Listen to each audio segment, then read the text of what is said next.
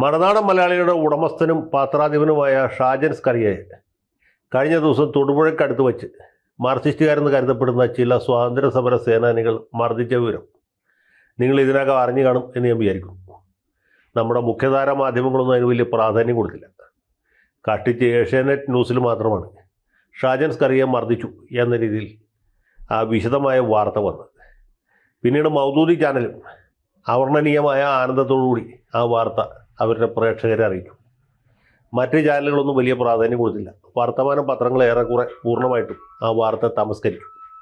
ചിലതിലൊക്കെ single column വാർത്ത വന്നു, ചിലതിലൊക്കെ തീരെ അഗണ്യ കോടിയിൽ യൂട്യൂബറെ മർദ്ദിച്ചു എന്ന രീതിയിൽ വാർത്ത വന്നു.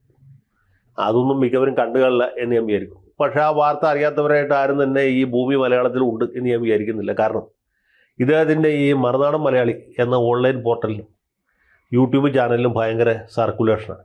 ഈ മുഖ്യധാര മാധ്യമങ്ങൾക്ക് അദ്ദേഹത്തോട് കാലുഷ്യം തോന്നാനുള്ള ഒരു കാരണം ഇതാണ്. മാധ്യമപ്രവർത്തകരിൽ 99% മിക്കവാറും 100% പുള്ളിക്കെതിരാണ്. ഒന്നാമത് അസൂയ, രണ്ടാമത് അസഹിഷ്ണുത. അതുകൊണ്ട് ഇദ്ദേഹത്തെ മാധ്യമപ്രവർത്തകൻ എന്നോ പത്രാധിപൻ എന്നോ വാർത്താ വിതരണക്കാരൻ എന്ന രീതിയിലൊന്നും അവർ അംഗീകരിച്ചിട്ടില്ല. യൂട്യൂബർ എന്ന് മാത്രമേ പറയൂ, അല്ലെങ്കിൽ മഞ്ഞപ്പത്രക്കാരൻ, ബ്ലാക്ക് മെയിലർ എന്നൊക്കെ വിശേഷിപ്പിക്കുന്ന കേട്ടിട്ടുണ്ട്. ഇദ്ദേഹത്തിനെതിരെ നേരത്തെ നമ്മുടെ അലിമുതലാളി കേസ് കൊടുത്തപ്പോൾ ഈ നാട്ടിലെ ഒരുപാട് മാധ്യമപ്രവർത്തകർ രോമഹർഷം അനുഭവിക്കുകയും വലിയ സന്തോഷം രേഖപ്പെടുത്തുകയും മുതലാളിയെങ്കിലും വന്നല്ലോ ഇവനെ പൂട്ടാൻ എന്ന രീതിയിൽ ഫേസ്ബുക്കിൽ പോസ്റ്റ് ഇടുകയും ചെയ്തു. പക്ഷേ എന്ത് ചെയ്യാൻ പറ്റും, ഈ ഷാജൻ സ്കറിയയെ പിടിക്കാൻ മുതലാളിക്ക് പറ്റിയില്ല. പുള്ളി പല വിധികളും പയറ്റിയെങ്കിലും അതെല്ലാം പാളിപ്പോയി. പിന്നീടാണ് അൻവർ മുതലാളി വന്നത്. അൻവർ മുതലാളിയും വലിയ വെല്ലുവിളികളൊക്കെ നടത്തിയെങ്കിലും അവസാനം അത് പുള്ളിക്ക് തന്നെ തിരിച്ചു കിട്ടി എന്നുള്ളതാണ് അനുഭവം. അങ്ങനെ അലി മുതലാളിയും അൻവർ മുതലാളിയും പരാജയപ്പെട്ട സ്ഥലത്ത് ഏറ്റവും ഒടുവിൽ രവി മുതലാളി രംഗത്ത് വന്നിട്ടുണ്ട്. പക്ഷേ അദ്ദേഹത്തിനും ഈ രംഗത്ത് പറയത്തക്ക നേട്ടമൊന്നും കൈവരിക്കാൻ കഴിഞ്ഞില്ല. പിന്നെ കേരള പോലീസ് ഇദ്ദേഹത്തെ പൂട്ടാനായിട്ട് പരമാവധി ശ്രമിച്ചു. ഒരു ഘട്ടത്തിൽ ശ്രീനിജൻ MLA പരാതി കൊടുത്തു. പുള്ളിയെ ഏതാണ്ട് ജയിലിൻ്റെ പടിവാതിൽ വരെ എത്തിച്ചു. ജില്ലാ കോടതിയും ഹൈക്കോടതിയും പുള്ളിയുടെ മുൻകൂർ ജാമ്യ ഹർജി തള്ളി. പക്ഷേ സുപ്രീം കോടതിയിൽ പോയി ആദ്യ ഇടക്കാല ജാമ്യം നേടി. പിന്നീട് ഏതാണ്ട് കുറ്റപത്രം തന്നെ റദ്ദായി പോകുന്ന രീതിയിലുള്ള ഒരു അന്തിമ വിധി സമ്പാദിച്ചു. അങ്ങനെ അതിൻ്റെ ബലത്തിൽ പുള്ളി നെഞ്ചു പിടിച്ച് നിൽക്കുകയാണ്. അപ്പോഴാണ് തിരുവനന്തപുരത്ത് അദ്ദേഹത്തിൻ്റെ വീട് വളഞ്ഞ് പോലീസ് ഷർട്ടിടാൻ പോലും അനുവദിക്കാതെ, അണ്ടർവെയർ ഇടാൻ പോലും സമയം കൊടുക്കാതെ അറസ്റ്റ് ചെയ്തു. അതും അവസാനം പോലീസിന് ബൂമറാങ്ങായി. മജിസ്ട്രേറ്റ് എഴുന്നേറ്റ് നിന്ന് ജാമ്യം കൊടുത്തു. അങ്ങനെ അതും പാളിപ്പോയി. ഷാജൻ സ്കറിയയെ അറസ്റ്റ് ചെയ്തു എന്ന് വലിയ വായിൽ വാർത്ത കൊടുത്ത മാധ്യമങ്ങൾ, പ്രത്യേകിച്ച് നമ്മുടെ മരമുറി ചാനൽ, ആകെ എളിഭരായി. ഇദ്ദേഹത്തെ അറസ്റ്റ് ചെയ്യുന്നതിന് മുമ്പ് തന്നെ ജാമ്യം കൊടുക്കുന്നത് പുള്ളിക്ക് മൈലേജ് ഉണ്ടാക്കി കൊടുക്കാനാണെന്ന് നമ്മുടെ അടുപ്പൂട്ടി ചർച്ചക്കാർ പ്രഖ്യാപിച്ചു. അടുപ്പൂട്ടിക്കാർക്ക് പൊതുവെ ഇദ്ദേഹത്തോട് വലിയ വിരോധമാണ്. ഇയാളെ എന്തുകൊണ്ട് പൂട്ടുന്നില്ല? പിണറായി പോലീസ് ഇയാളുമായിട്ട് ഒത്തുകളിക്കുകയാണ്. പോലീസിൽ മുഴുവൻ ഇയാളുടെ സിൽബന്ധികളാണ് എന്നിവർ ആവർത്തിച്ച് പറഞ്ഞുകൊണ്ടിരിക്കുകയാണ്.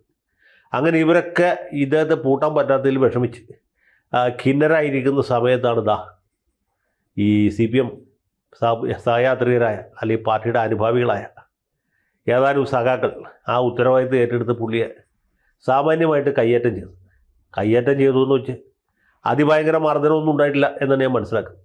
പക്ഷേ പോലീസ് വധശ്രമത്തിനാണ് കേസെടുത്തിട്ടുള്ളത്.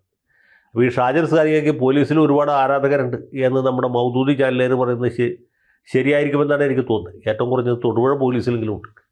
അല്ലെങ്കിൽ ഒരു 323 ചാർജ് ചെയ്യേണ്ട കേസിൽ ഏതാണ്ട് കൊലപാതക ശ്രമവും മറ്റുമൊക്കെയാണ് ചാർജ് ചെയ്തിട്ടുള്ളത്. പാർട്ടി അനുഭാവികളാണ് പ്രതികൾ എന്നുള്ള ഒരു ബോധ്യം പോലും സ്റ്റേഷൻ ഹൗസ് ഓഫീസർക്ക് ഇല്ല എന്നുകൊണ്ട് നമുക്ക് മനസ്സിലാക്കാം.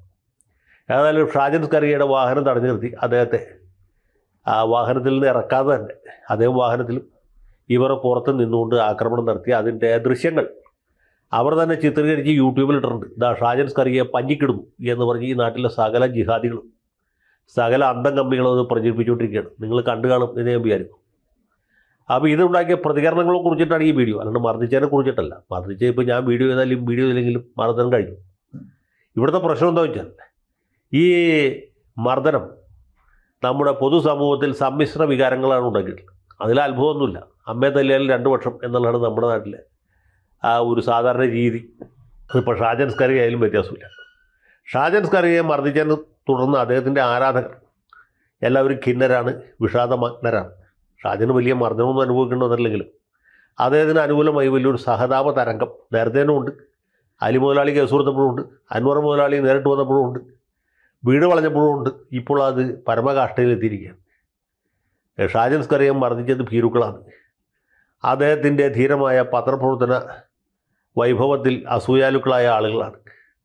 ആവിഷ്കാര സ്വാതന്ത്ര്യത്തിൻ്റെ, അഭിപ്രായ സ്വാതന്ത്ര്യത്തിൻ്റെയും പത്ര സ്വാതന്ത്ര്യത്തിൻ്റെയും ഘാതകരാണ് എന്നൊക്കെയുള്ളൊരു വികാരം ഒരുപാട് പേരുടെ ഇടയിലുണ്ട്. അതാരെന്ന് വെച്ചാൽ ഈ മറുനാടൻ ചാനൽ മാത്രം കാണുന്ന, അതിൽ പറയുന്ന എല്ലാ കാര്യങ്ങളും ശരിയാണ്, അതിൽ പറയുന്ന കാര്യങ്ങൾ മുഴുവൻ ശരിയാണ്, അതിൽ പറയാത്ത ഒന്നും ശരിയല്ല എന്ന് വിചാരിക്കുന്ന കുറേ ആളുകൾ നമ്മുടെ നാട്ടിലുണ്ട്. മനോരമ വായിക്കുന്നവരോ മാതൃഭൂമി വായിക്കുന്നവരോ അല്ലെങ്കിൽ ഏഷ്യാനെറ്റ് കാണുന്നവരോ ഒന്നും അതിൽ കാണുന്ന കാര്യങ്ങളെല്ലാം ശരിയാണെന്ന് വിചാരിക്കുന്നില്ല. അതിൽ കുറച്ച് ശരികളുമുണ്ട് എന്ന് മാത്രമേ വിചാരിക്കൂ. മനോരമ പത്രത്തെക്കുറിച്ച് നമ്മുടെ ശരീരനായ സ്പീക്കർ TS ജോൺ പണ്ട് പറഞ്ഞിട്ട്, മനോരമ ഒന്നാം തരം പത്രമാണ്, ചരമക്കോളം നോക്കാൻ എന്ന്. മിക്കവാറും പത്രങ്ങളെ സംബന്ധിച്ച് അതാണ് ശരി. ചരമക്കോളത്തിൽ മരിച്ചു എന്ന് പറഞ്ഞ് വാർത്ത വന്ന ആൾ മിക്കവാറും മരിച്ചു കാണാൻ യാതൊരു സാധ്യത അല്ല, മരിക്കാതിരിക്കാൻ ന്യായമില്ല, മരിച്ചിട്ടുണ്ടാവും എന്ന് തന്നെ വിചാരിക്കും. ചിലപ്പോൾ അതിലും തെറ്റ് വരും, അത് വേറെ കാര്യം. എന്നാലും നമുക്ക് വിശ്വസിക്കാവുന്നത് ചരമ പേജ് മാത്രമാണ്. മറ്റു ഒരു പേജിൽ വരുന്ന ഒരു വാർത്തയും ആളുകൾ വിശ്വസിക്കാത്ത സാഹചര്യമാണ്. അപ്പോഴാണ് ഈ മറുനാടൻ മലയാളിയിൽ വരുന്ന എല്ലാം ശരിയാണ് എന്ന് ഒരു വിഭാഗം ആളുകളെങ്കിലും വിചാരിക്കും. അപ്പോൾ ആ വിഭാഗത്തിൽപ്പെട്ട ആളുകളൊക്കെ ദുഃഖിതരാണ്. പിന്നെ ഈ മറുനാടൻ മലയാളിക്ക് മർദ്ദനമേറ്റതിൽ പ്രതിഷേധിക്കാനായിട്ട് അധികം പേര് രംഗത്ത് വന്നില്ല. അധികം BJP-ക്കാർ, അല്ലെങ്കിൽ പശ്ചിമ ബംഗാൾ ഗവർണർ ആനന്ദ ബോസ്, BJP സംസ്ഥാന പ്രസിഡന്റ് രാജീവ് ചന്ദ്രശേഖർ, പിന്നെ പൂഞ്ഞാർ സിംഹം PC ജോർജ്, ഇങ്ങനെ കുറച്ച് പേര് മാത്രമേ നേരിട്ട് വന്ന് അനുശോചനം രേഖപ്പെടുത്തുള്ളൂ, പ്രതിഷേധം രേഖപ്പെടുത്തുള്ളൂ.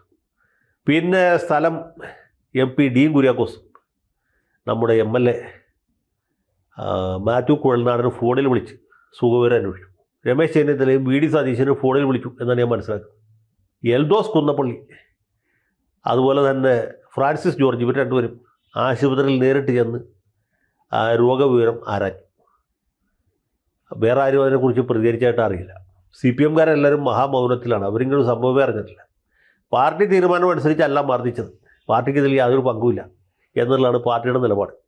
എന്നാൽ പാർട്ടി ഇതിനെതിരെ പ്രതികരിക്കുകയോ അപലപിക്കുകയോ ഒന്നും ചെയ്തിട്ടില്ല. അത് ചെയ്യുകയില്ല. കാരണം പാർട്ടിക്കാരുടെ ആഗ്രഹം, പാർട്ടി നേതാക്കന്മാരുടെ ആവശ്യം, പിണറായി സഖാവിൻ്റെ അടക്കം താല്പര്യം ഇദ്ദേഹത്തെ മർദ്ദിക്കണം എന്ന് തന്നെയാണ്.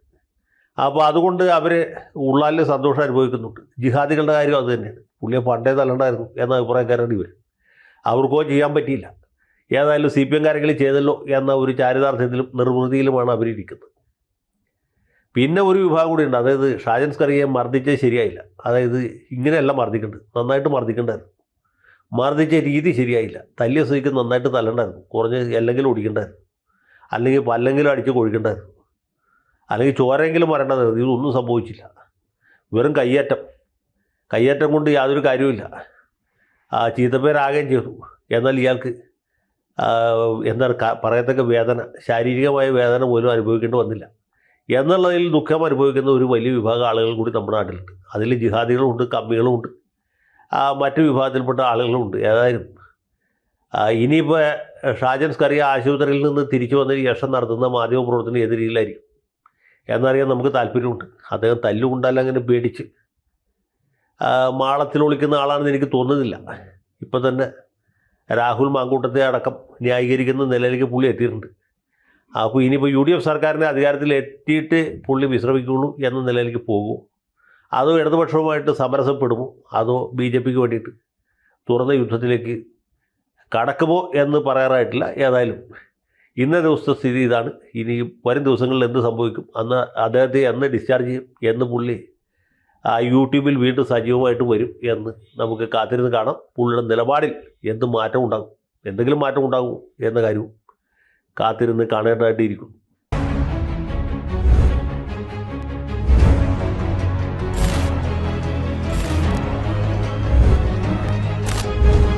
കൂടുതൽ വാർത്തകളും വിശേഷങ്ങളും നിങ്ങളിലേക്ക് എത്താൻ ABC മലയാളം സബ്സ്ക്രൈബ് ചെയ്യുക, ബെൽ ബട്ടണും അമർത്തുക.